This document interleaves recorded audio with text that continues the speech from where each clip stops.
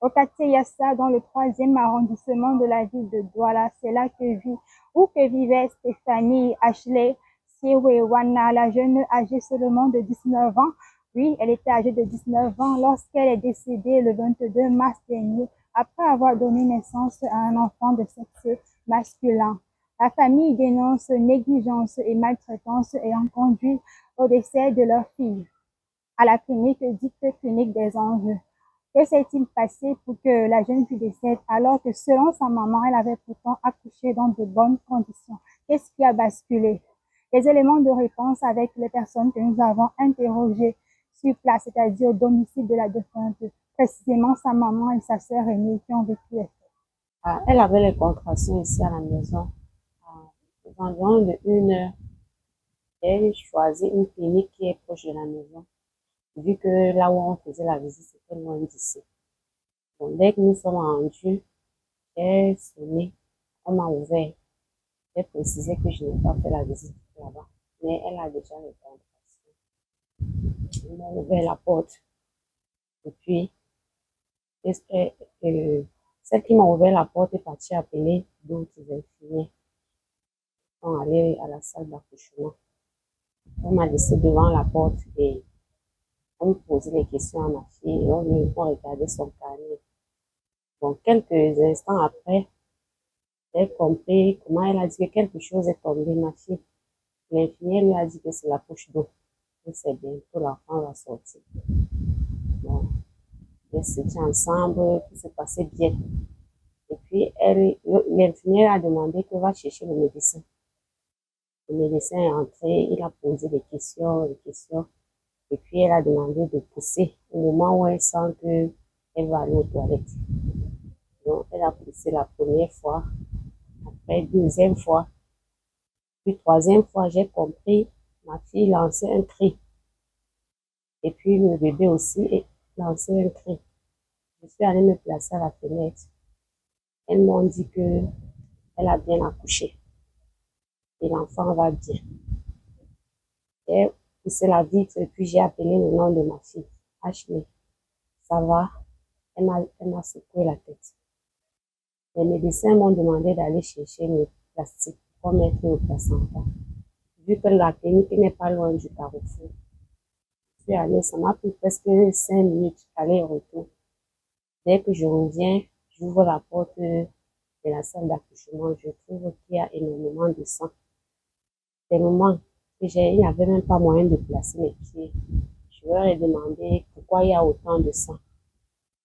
Il n'a pas répondu, j'ai insisté. Il m'a dit, oui, oui. Il m'a dit que quand on a enlevé le placenta, elle a eu la déchirure. Mais qu'à cela ne tienne, on va coudre.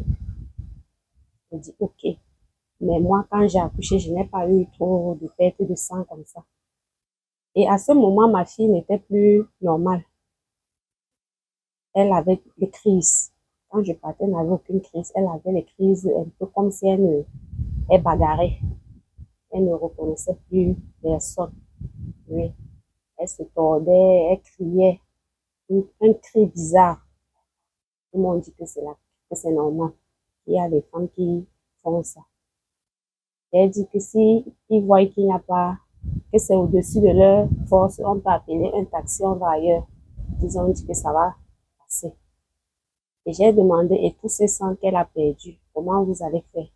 Ils ont dit qu'il n'y a pas de problème. Dès que la crise va se stabiliser, on va tout remettre.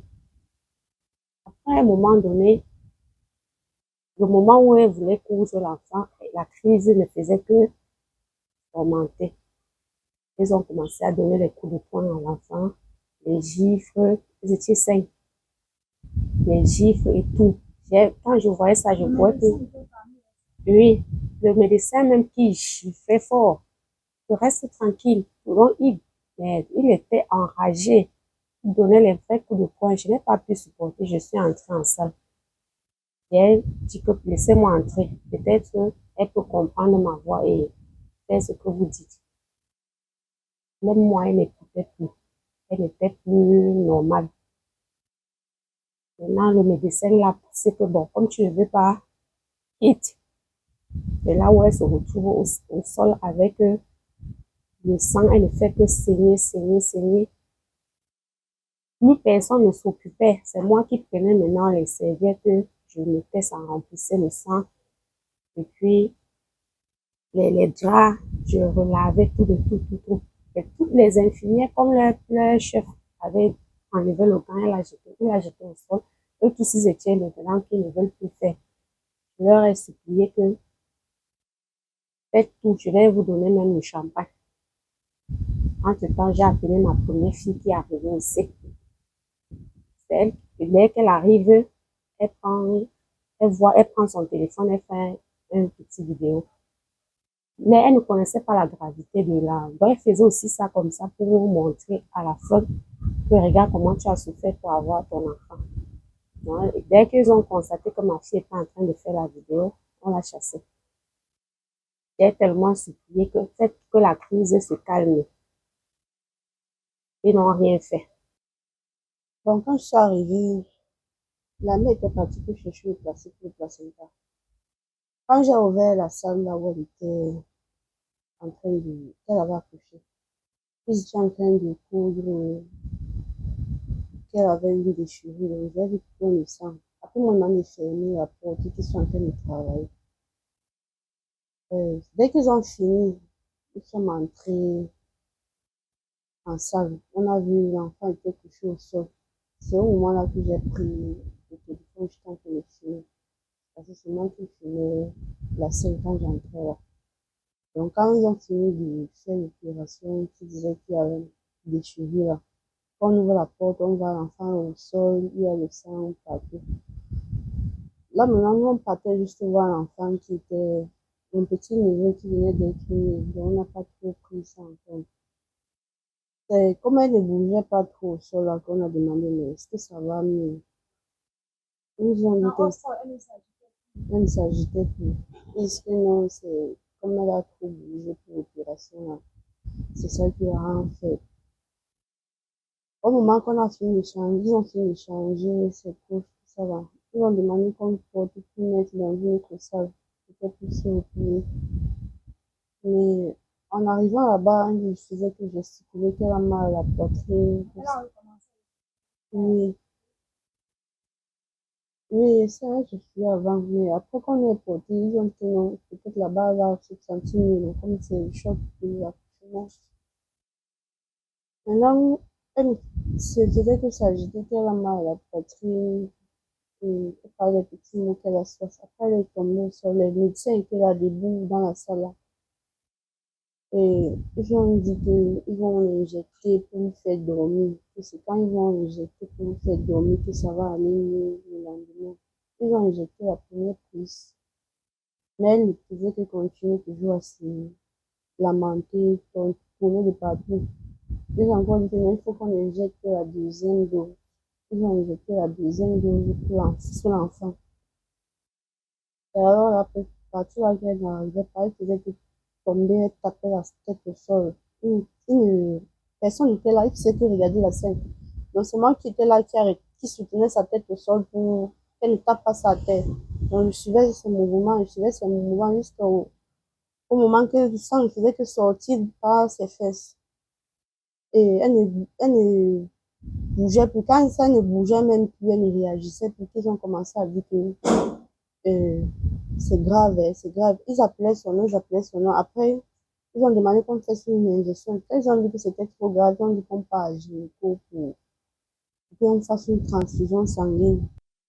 Et quand elles ont jeté ma fille au sol, je suis sortie, j'ai appelé ma première fille. Elle vient urgemment parce que sa sœur a trop perdu le sang. On risque de nous demander ici qu'on place le sang. Dès qu'elle est arrivée, elle nous a trouvé. Sa sœur était au sol. Et c'est là où on a fait la petite vidéo qui marche de partout. J'ai demandé qu'elle fasse supplier les médecins. Et elle leur dit qu'on va leur donner à boire. Même si c'est n'importe quel veut, on va leur donner, qu'ils viennent stopper le sang. Ma fille est entrée. Je suis même allée arrêter le docteur. C'était celui qui était là avec la blouse qu'on appelait le médecin. Je l'ai serré. J'ai dit, pardon, papa, viens finir le travail. Elle va se vider de son sang. Dès qu'il est venu, il a demandé qu'on arrête ses 2 pieds, on met les garnitures. On a arrêté les pieds, on a forcé les garnitures, beaucoup. Et j'ai porté son slip. Il est ressorti.